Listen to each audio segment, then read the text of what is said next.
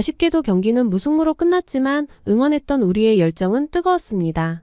여기 월드컵 예선전이 끝난 후에 뜨거운 눈물을 흘리는 여성이 있는데요. 이 여성에게 대체 무슨 일이 일어난 걸까요? 오늘의 사연 들어보도록 하겠습니다. 사연 시작하기에 앞서 구독 버튼 한 번만 꾹 눌러주세요. 안녕하세요. 저는 2002년 12월 미국 캘리포니아주 로스앤젤레스에서 태어난 한국인 교포 2세 소피아 킴입니다. 제가 태어난 해는 한국 축구 역사에 큰 획을 그은 해이기도 하답니다. 바로 2002 한일 월드컵이 열렸던 해였죠. 어머니께서는 제가 태어나기 전부터 저에게 축구 DNA를 심어주셨다고 해요. 대한민국이라는 응원 메시지가 어머니의 태교였을 정도니까요. 아버지도 그 시기에 축구에 푹 빠지셨대요. 한국 대표팀의 4강 진출은 우리 가족에게 잊을 수 없는 추억이 되었고 저는 그런 분위기 속에서 자연스럽게 축구를 사랑하게 되었어요. 어릴 적부터 저는 인형보다 축구공을 달고 살았어요. 아버지께서는 주말마다 저를 데리고 공원에 가서 축구를 가르쳐 주셨답니다. 소피아, 축구는 단순히 공을 차는 게 아니야. 팀워크와 전략 그리고 열정이 필요한 거지 라고 늘 말씀하셨어요. 그 말씀이 제 가슴에 깊이 새겨졌죠. 이런 과정에서 여자 유소년 축구 선수가 되기 위해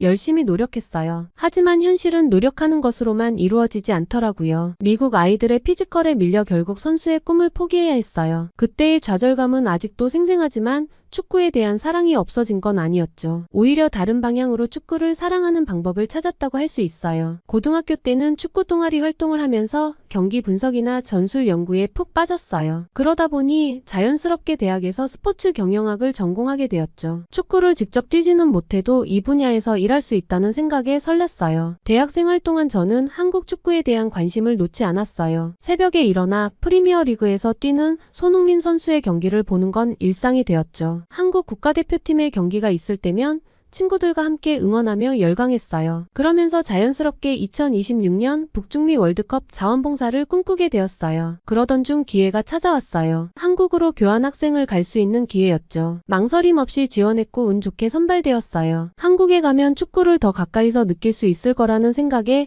가슴이 뛰었어요. 부모님도 제 결정을 적극 지지해 주셨죠. 내가 태어난 해에 그 열정을 직접 경험해봐라고 말씀하시며 응원해 주셨어요. 한국행 비행기에 오르면서 저는 설레는 마음을 감출 수 없었답니다. 축구로 하나 되는 나라, 제 가슴을 웅장하게 해주었던 대한민국의 나라로 가는 거죠. 그곳에서 어떤 경험을 하게 될지와 또 어떤 사람들을 만나게 될지 상상하니 벌써부터 기대가 되었어요. 비행기 창밖으로 보이는 구름을 보면서 한국에서의 시간이 제 인생의 전환점이 될 것 같은 예감이 들었죠. 그리고 그 예감은 틀리지 않았어요. 한국에 도착하자마자 저는 곧바로 붉은 악마 서포터즈에 가입했어요. 축구를 사랑하는 사람들과 함께 응원할 수 있다는 생각에 가슴이 뛰었죠. 처음 참여한 모임에서 저는 놀라움을 금치 못했어요. 한국인들의 축구에 대한 열정은 제가 상상했던 것 이상이었거든요. 응원 연습을 하면서 저도 모르게 눈물이 났어요. 이게 바로 제가 그토록 느끼고 싶었던 그 열정이구나 싶었죠. 첫 번째 큰 경험은 아시아 2차 예선전 한국과 중국 경기였어요. 경기장으로 향하는 길에 온통 붉은 옷을 입은 사람들을 보며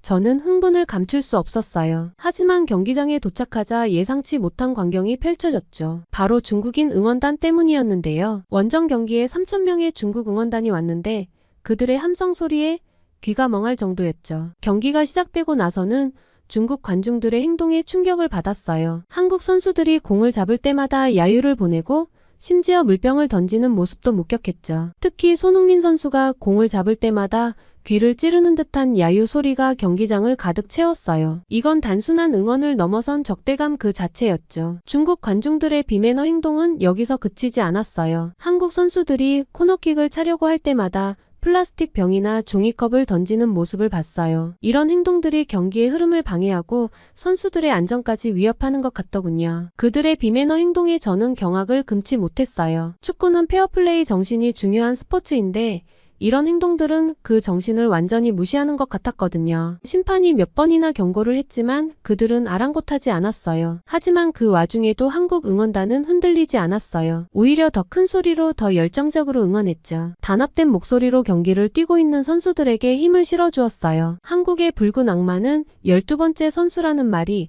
생길 정도로 단합되어 있어요. 대한민국 함성 소리가 야유를 압도하는 순간들이 있었는데 그때마다 정말 자랑스러웠어요. 그리고 제가 태교로 들었던 함성이어서 그런지 뭔가 뭉클했답니다. 우리의 응원이 선수들에게 힘이 되고 있다는 걸 느낄 수 있었죠. 후반전에 드디어 골을 넣어 한국이 1대0으로 앞서게 되었어요. 이때도 어김없이 중국인 응원단의 야유가 들려왔죠. 이에 손흥민 주장이 센스 있는 제스처로 그들을 입다물게 했답니다. 손으로 3과 0을 표시하는 제스처였는데 이는 직전 경기에서 한국이 중국을 3대0으로 이겼다는 의미였어요. 결국 경기는 한국의 승리로 끝났고 그 순간의 기쁨은 말로 표현할 수 없을 정도였죠. 모두가 하나 되어 기뻐하는 모습을 보며 마치 자신이 승리한 것 같은 표정들이었답니다. 한국인들은 이런 순간에 정말 단합이 잘 된다는 생각도 들었어요. 하지만 승리의 기쁨도 잠시 경기가 끝나고 자리를 정리하려고 보니 충격적인 광경이 펼쳐졌어요. 중국 관중들이 앉았던 자리가 완전한 쓰레기 더미로 변해 있었거든요. 빈병, 과자 봉지, 팝콘통 등이 바닥에 널브러져 있었고 심지어 의자에 껌을 붙여놓은 곳도 있었어요. 반면에 한국 관중석은 깨끗했어요. 외신에도 여러 차례 보도된 적 있는데 경기가 끝나면 한국인은 챙겨온 비닐봉지에 쓰레기를 담아 집으로 가져가거나 근처 휴지통에 버리고 간다고 해요. 제가 오늘 본 사람들도 자기가 만든 쓰레기는 직접 가져가거나 쓰레기통에 버리고 갔죠. 이런 대조적인 모습을 보며 저는 다시 한번 한국 축구 팬들의 시민의식에 감동받았어요. 이 감동의 여운을 안고 마지막으로 화장실에 들렀답니다. 하지만 제 눈앞에 펼쳐진 광경은 그야말로 충격 자체였죠. 한국의 화장실이라고는 도저히 상상되지 않을 정도의 상태였어요. 중국 관중들이 주로 사용한 화장실은 말 그대로 아수라장이었죠. 휴지가 바닥에 널브러져 있고 변기는 제대로 물도 내리지 않은 채 남겨져 있었어요. 지저분한 화장실 바닥과 냄새가 뒤섞여 있어서 발길을 돌리고 싶었죠. 심지어 몇몇 세면대는 물을 틀어놓은 채 방치되어 있었고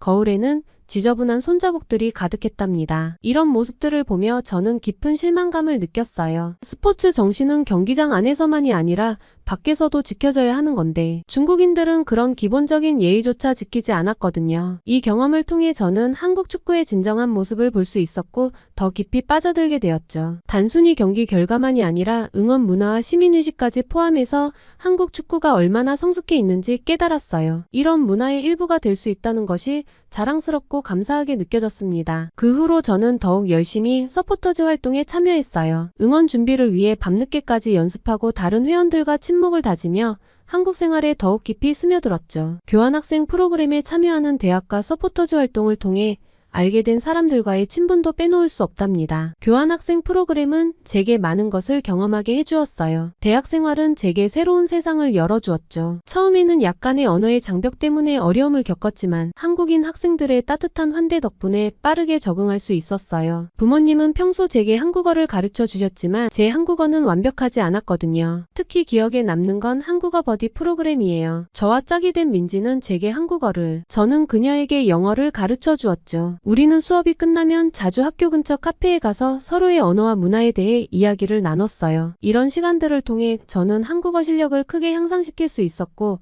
동시에 소중한 친구도 얻게 되었답니다. 주말이면 민지와 다른 친구들이 서울의 명소들을 소개해 주었어요. 젊은이들의 천국이라 불리는 홍대에 갔을 때는 정말 놀라웠어요. 거리의 버스킹 공연과 독특한 소품을 파는 가게들, 그리고 밤새도록 이어지는 클럽의 열기까지도 말이죠. 버스킹 공연에서 한국 젊은이들의 활기찬 에너지를 느낄 수 있었어요. 강남 역시 잊을 수 없는 경험이었어요. 홍대 거리와는 다르게 화려하면서도 세련된 분위기였죠. 특히 노래방에 처음 가봤을 때의 기억이 생생해요. 친구들과 함께 한국 노래를 부르며 즐거운 시간을 보냈죠. 그때 배운 장범준의 벚꽃 엔딩은 지금도 제가 가장 좋아하는 노래 중 하나예요. 특히 치맥을 즐기는 문화가 인상 깊었어요. 특히 축구 경기를 보며 친구들과 치맥을 즐기는 시간은 정말 특별했답니다. 그런데 이 조합이 정말 잘 어울리더라고요. 서포터즈 활동을 통해 알게 된 사람들과의 친분도 빼놓을 수 없어요. 축구에 대한 열정을 공유하는 사람들과 함께하면서 더 큰 소속감을 느낄 수 있었죠. 경기 전 응원 준비를 하고 경기 후에는 함께 뒤풀이를 하며 우리는 하나의 공동체가 되어갔어요. 특히 기억에 남는 건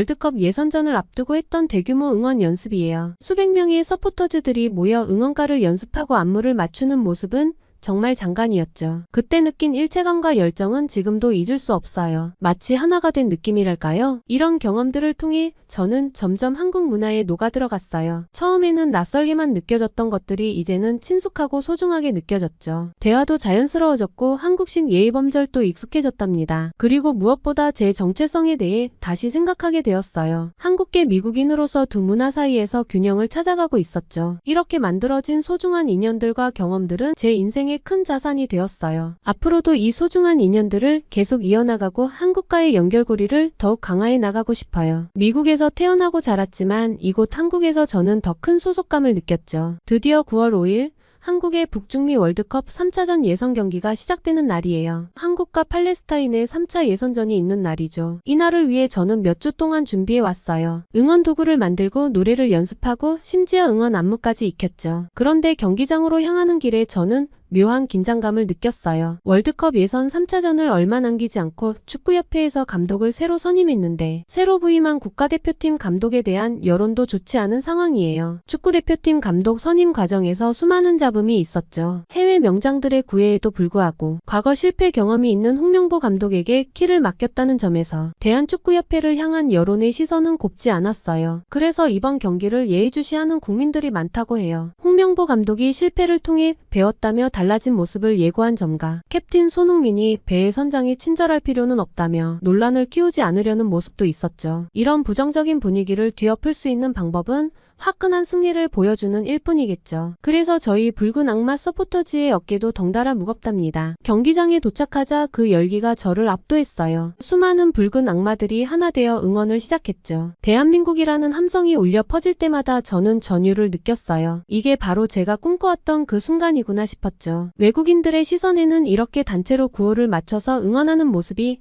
낯설어요. 관중들은 보통 각자의 방식으로 응원하고 옆에 사랑과 구호를 맞추지 않는답니다. 한국은 응원에서도 단합된 목소리를 낸다는 점에 특이하게 보이는 것 같아요. 경기가 시작되고 선수들의 모습을 보며 저는 감동을 받았어요. 그들의 눈빛에서 승리에 대한 강한 의지가 느껴졌거든요. 특히 이번 대표팀은 유례를 찾아보기 어려울 정도로 화려한 명단을 갖고 있었어요. 프리미어 리그 득점 왕인 손흥민 선수를 비롯해 김민재 선수와 황희찬 선수 같은 슈퍼스타가 즐비했죠. 경기 중 저는 홍명보 감독의 전술에 주목했어요. 손흥민 선수를 어떻게 활용할지, 이강인 선수를 어디에 둘지, 또 이들을 지원해줄 중원은 누구에게 맡길지 등이 궁금했거든요. 후방에서 정우영 선수와 김민재 선수를 조화롭게 활용하는 모습도 인상적이었어요. 그리고 젊은 선수들의 활약도 눈여겨봤어요. 홍명보 감독이 미래지향적인 선수들로 운영해 나갈 것이라고 밝힌 만큼 처음으로 태극마크를 단 선수들의 성장 가능성을 확인할 수 있는 기회였죠. 경기는 치열하게 진행되었고 팔레스타인 팀도 만만치 않았죠. 비록 피파 순위는 96위로 우리와 격차가 컸지만 조국을 위해 뛰는 그들의 투지는 대단했어요. 유럽 무대에서 활약한 유망주들을 귀화시켜 팀을 꾸린 그들의 전략도 인상적이었죠. 특히 웨삼 아부 알리,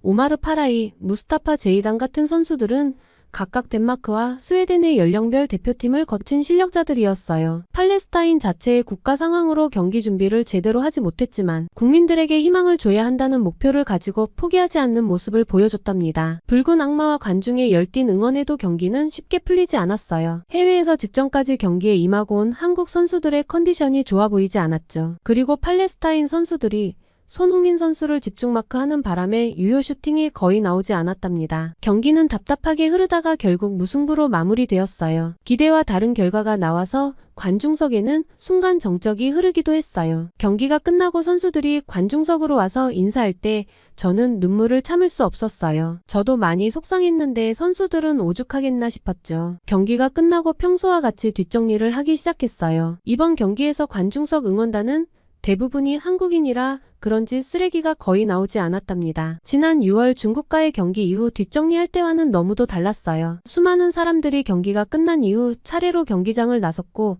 손에는 쓰레기 봉지가 들려 있더라고요. 빠르게 응원석 자리를 정리하고 화장실에 들렀어요. 화장실도 이번에는 평소에 보아왔던 상태로 보존되어 있었죠. 한국인의 질서의식과 단합된 모습에 다시 한번 놀랐답니다. 뒷정리를 마치고 저는 다른 서포터즈들과 함께 뒤풀이를 했어요. 열심히 응원한 경기가 무승부로 끝나서 아쉬움을 달래기 위한 것이었죠. 그래도 몇 주에 걸쳐서 준비한 안무와 모든 활동들을 잘 마쳤다는 뿌듯함이 있었답니다. 앞으로 남은 예선전을 준비하기 위한 이야기도 나누었어요. 다가오는 오만전과 요르단전에 기대를 해야 할 것 같아요. 축구협회가 요르단전을 위해 전세기를 마련해 역대 최대 규모인 400명의 원정단을 꾸린다는 소식에 우리 모두 흥분했어요. 이는 2013년 레바논전 이후 처음 있는 일이라고 하더라고요. 우리는 이번 원정이 대표팀에게 좋은 기회가 되기를 바라며 다음 응원 준비에 돌입했답니다. 숙소로 돌아와 침대에 누워 천장을 바라보며 저는 생각에 잠겼어요. 이제 저는 확실히 알겠더라고요. 제가 앞으로 어떤 삶을 살아야 할지와 어떤 목표를 향해 나아가야 할지. 한국에서의 이 경험들이 제 인생의 방향을 바꿔놓았어요. 한국이 2026년 북중미 월드컵에서 어떤 성과를 거둘지 기대가 되면서 그 여정을 함께 할 수 있었다는 것에 가슴이 뛰었어요. 제가 한국 축구의 미래에 조금이라도 기여할 수 있기를 간절히 바라게 되었죠. 그리고 이 꿈을 이루기 위해 더욱 열심히 노력하겠다고 다짐했어요. 2026년 북중미 월드컵은 2년 정도 남았지만 저의 열정은 더욱 불타올랐어요. 이제 단순한 자원봉사자가 아닌 한국 대표팀의 일원으로 참가하고 싶은 욕심이 생겼답니다. 물론 선수로서가 아니라 팀 운영을 돕는 스태프로서요. 이를 위해 저는 더욱 열심히 공부하고 경험을 쌓아야겠지요. 지금 돌이켜보면 2002년 12월에 태어난 그 순간부터 제 인생은 축구와 함께였던 것 같아요. 엄마의 태교로 들었던 대한민국 함성은 제 심장 속에 깊이 새겨졌고 그 열정은 지금까지 제 삶의 원동력이 되어주고 있죠. 이제 저는 새로운 꿈을 향해 달려갈 준비가 되었어요. 한국 축구의 미래를 밝히는 작은 빛이 되고 싶답니다. 월드컵에서 한국이 우승하는 순간마다 저도 그 자리에서 함께 기뻐할 수 있기를 간절히 바라고 있어요. 그날까지 저는 계속해서 노력하고 꿈꾸고 도전하겠습니다. 힘찬 응원 소리를 태교로 듣고 태어났다는 소피아 킴의 사연 어떠셨나요? 붉은 악마 서포터즈 활동을 통해 한국의 정과 시민의식 그리고 단결력을 경험했다고 하는데요. 북중미 월드컵에서 꼭 스태프로 다시 만나길 바랄게요. 오늘의 사연이 마음에 드셨다면 구독과 좋아요, 알림 설정 부탁드립니다. 여러분의 구독과 좋아요는 더 좋은 영상을 제작하는 데 큰 힘이 됩니다. 다음에 더 좋은 사연으로 찾아뵙겠습니다. 오늘도 행복한 하루 되세요.